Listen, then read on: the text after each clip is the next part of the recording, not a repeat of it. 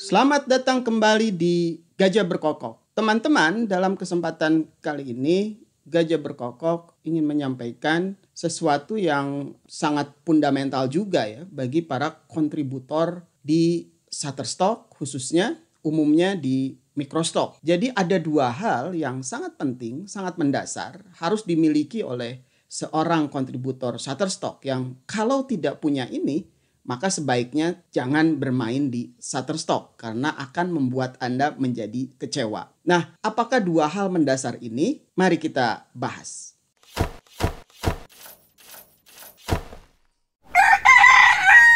Nah, teman-teman, sudah seringkali Gajah Berkokok tekankan bahwa bermain di Shutterstock khususnya atau di Microstock pada umumnya ini adalah sebuah bisnis ya, sebuah permainan, kalau dikatakan permainan yang sifatnya sangat tidak instan. Jadi jangan berharap cepat gitu akan bisa mendapatkan penghasilan sesuai dengan apa yang diekspektasikan. Gajah Berkokok juga sering menyampaikan bahwa bermain Microstock itu layaknya seperti orang berlari maraton atau berlomba maraton. Panjang jalurnya gitu ya, bahkan panjang banget kalau dibandingkan dengan jenis lain dari olahraga atletik yaitu sprint. Sprint 100 meter sekian detik selesai, hasilnya dapat. Siapa yang juara, berapa kecepatan yang dihasilkan, berapa pendapatan yang dihasilkan. Kalau ujungnya adalah pendapatan. Maraton itu butuh 40 km lebih. Jauh sekali jaraknya. Maka kalau sprint akan dengan sangat segera mengeluarkan semuanya pada saat itu juga dan menghasilkan secara instan pada saat itu juga. Maraton kita harus berstrategi. Tidak bisa kalau kita maraton hajar terus, gas terus di awal, kita bisa kehabisan bensin kemudian tidak selesai. Nah, ini yang terjadi di dalam Microstock. Kita tidak bisa berharap secara instan bahwa kemudian akan langsung menghasilkan sesuai dengan ekspektasi kita. Apalagi kalau kemudian kita coba batasi pembahasan kita ini dalam konteks newbie gitu ya, atau dalam konteks hobis. Jadi bukan murni benar-benar mengandalkan Shutterstock ini sebagai penghasilan utama, tapi lebih kepada untuk mengoptimalisasi atau memonetisasi hobi kita yang suka memotret. Nah, teman-teman, pada tahap awal teman-teman bermain Shutterstock ya, untuk newbie gitu, pendatang baru yang baru mencoba untuk bermain di Shutterstock ini akan sangat berat, teman-teman. Karena apa?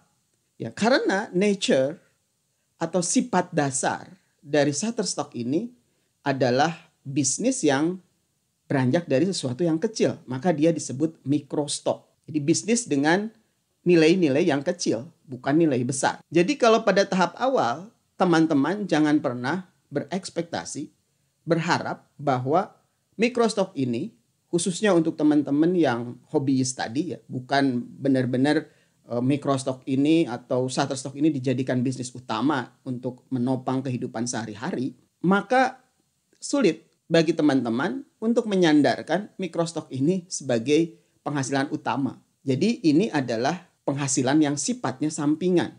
Oleh karena itu teman-teman, maka saran saya adalah pada tahap-tahap awal, teman-teman jangan merubah apapun pola hidup teman-teman dengan berharap sesuatu dari Microstock ini. Teman-teman berharap dapat penghasilan jadi bisa berpikir berhenti dari pekerjaan yang lama misalkan, jelas tidak mungkin. Atau teman-teman akan berusaha untuk merubah gaya hidup gitu ya. Tempat makan berubah menjadi lebih mewah gitu misalkan. Membeli barang-barang yang menjadi lebih mewah. Atau misalkan juga menyicil sesuatu dengan harapan nanti akan dapat penghasilan dari Shutterstock. Bisa untuk membayar itu.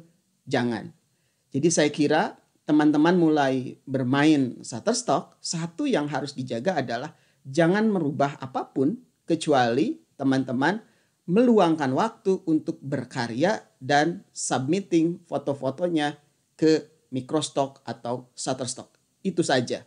Itu saja yang harus berubah di awal gitu ya. Jadi teman-teman mencoba meluangkan waktu. Jadi bisa 1 jam sehari, bisa setengah jam sehari. Kalau waktu luangnya lebih banyak, bisa mengganti waktu-waktu yang biasanya dipakai hobi lain yang tidak menghasilkan. Mungkin bisa digunakan itu untuk menambah jadi 2 jam sehari misalkan. Atau kalaupun tidak punya waktu, bisa dilakukan pada saat weekend saja, misalkan 2 jam pada saat hari Sabtu, 2 jam hari Minggu. Mungkin itu sudah cukup pada tahap awal. Itu saja yang saya kira bisa berubah. Hal lain teman-teman jangan berubah hanya karena bermain dengan mikrostock. Karena pada tahap awal tidak akan menjanjikan apapun. Pada tahap awal tidak akan memberikan sesuatu yang bisa merubah hidup Anda secara instan. Jadi hari ini submit, besok dapat misalkan dolar yang banyak, tidak akan pernah terjadi. Hari ini submit, bulan depan dapat penghasilan 1 bulan gaji seperti gaji teman-teman saat ini. Tidak akan dapat. Bahkan 3 bulan, 4 bulan, 5 bulan mungkin juga tidak akan dapat. Nah jadi pertama adalah jangan merubah apapun kecuali teman-teman meluangkan waktu. Nah, kenapa demikian teman-teman? Karena tadi sudah disampaikan juga bahwa bisnis Shutterstock, bisnis mikrostock itu adalah bisnis mikro, uangnya kecil. Jadi di tahap awal ketika teman-teman baru mulai semakin kecil lagi. Kenapa? Galerinya belum kuat. Galeri foto teman-teman belum cukup kuat untuk meng-attract buyers datang membeli foto-fotonya. Karena belum banyak galerinya. Belum tahu juga pasarnya seperti apa. Di tahap awal ini teman-teman baru belajar, baru membangun. Jadi kalaupun ada penghasilan akan sangat kecil sekali. Seiring waktu ini akan bertambah banyak. Maka yang kedua adalah faktor yang perlu dipertimbangkan adalah waktu. Jadi tidak bisa instan 1 minggu, 2 minggu, 1 bulan, 2 bulan tiba-tiba dapat penghasilan banyak. Ada mungkin yang bisa berhasil seperti itu, tetapi dengan catatan memang mungkin bertujuan untuk bisnis di Shutterstock. Waktu yang diinvestasikan juga jauh lebih banyak untuk itu. Atau yang kedua bisa jadi memang karena keberuntungan. Masih mungkin juga meskipun itu kecil sekali peluangnya. Yang ketiga adalah kemungkinan ya sudah lama berkecimpung sebagai fotografer. Punya banyak stok foto. Lalu kemudian punya banyak waktu. Ya dia bisa mengalokasikan waktunya dengan baik. Membangun galeri dengan sangat cepat. Itu mungkin bisa lebih cepat. Di luar itu sulit sebetulnya. Nah jadi teman-teman, kalau teman-teman punya ekspektasi cepat menghasilkan sesuatu, menghasilkan uang yang lumayan untuk menopang kehidupan sehari-hari, sebaiknya tidak menggantungkan itu kepada mikrostock atau Shutterstock. Sebaiknya tidak perlu bermain itu karena akan kecewa. Di awal-awal sulit untuk bisa mendapatkan hal yang seperti itu. Jadi teman-teman, di awal-awal tahun pertama saya kira, atau 6 bulan pertama lah kalau mau lebih cepat, jangan berekspektasi terlalu tinggi.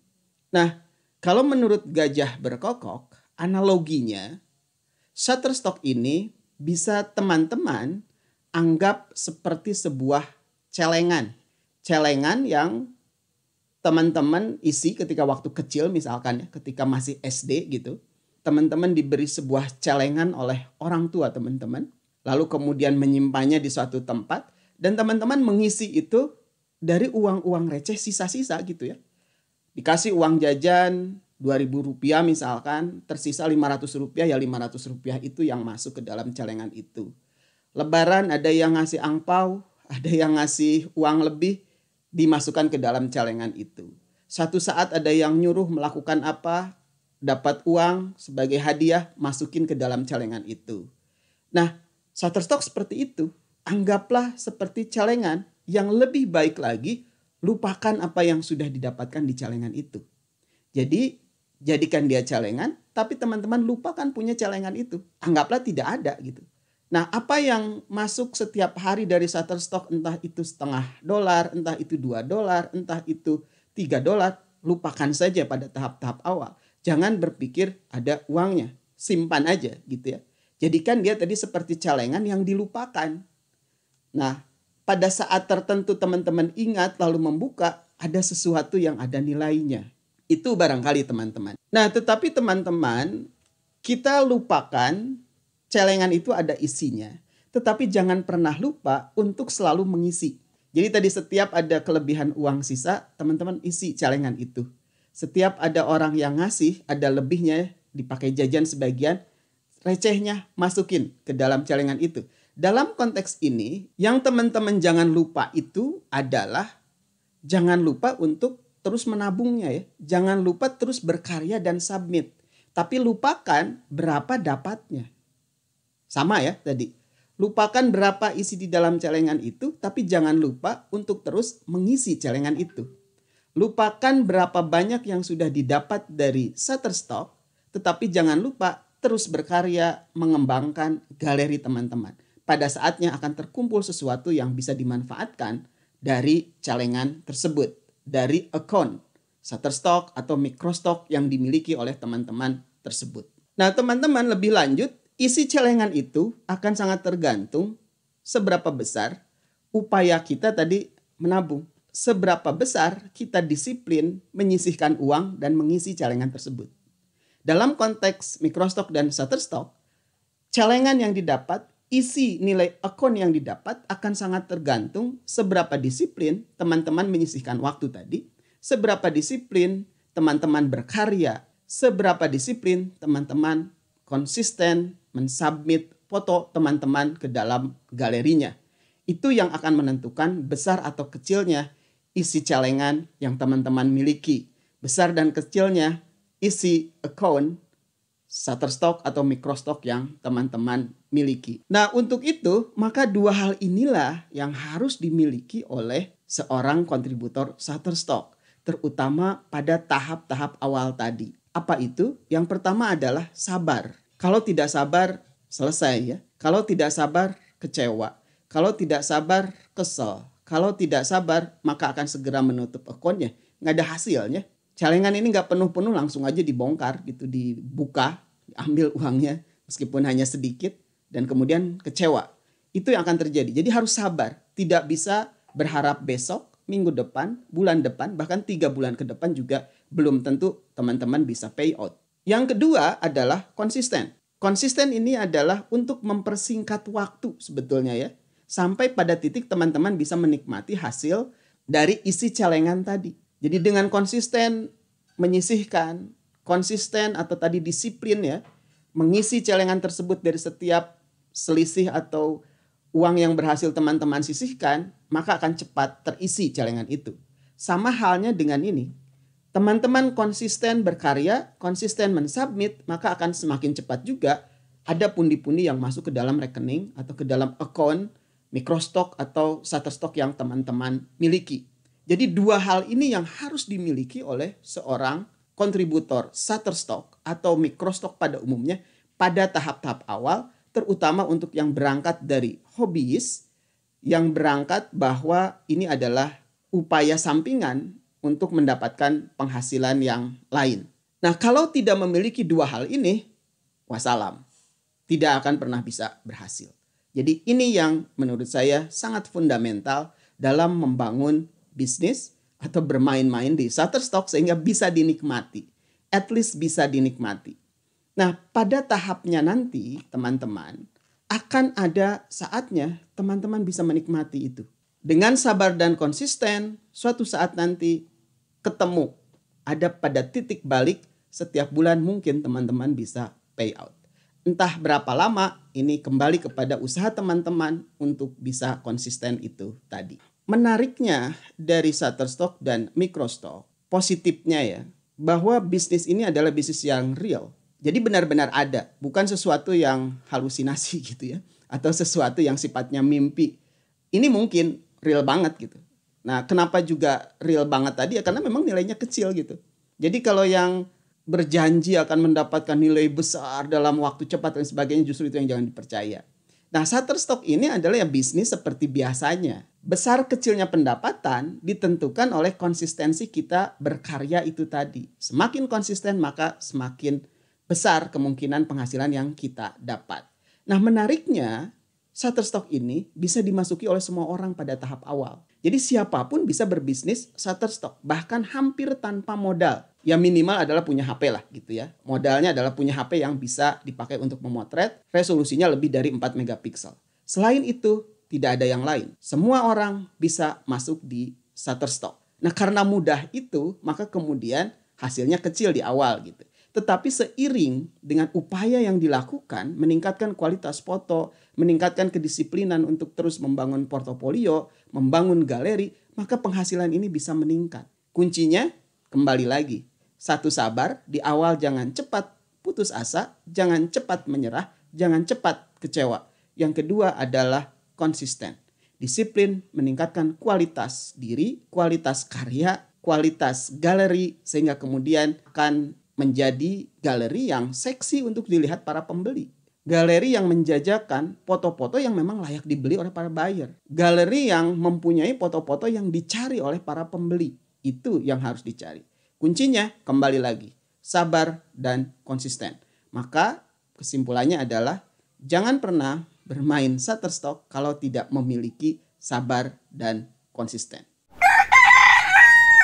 Nah, demikian teman-teman sharing dari Gajah Berkokok kali ini. Mudah-mudahan bisa memberikan inspirasi, meningkatkan motivasi. Harapan saya ya semua teman-teman bisa menghasilkan sesuatu.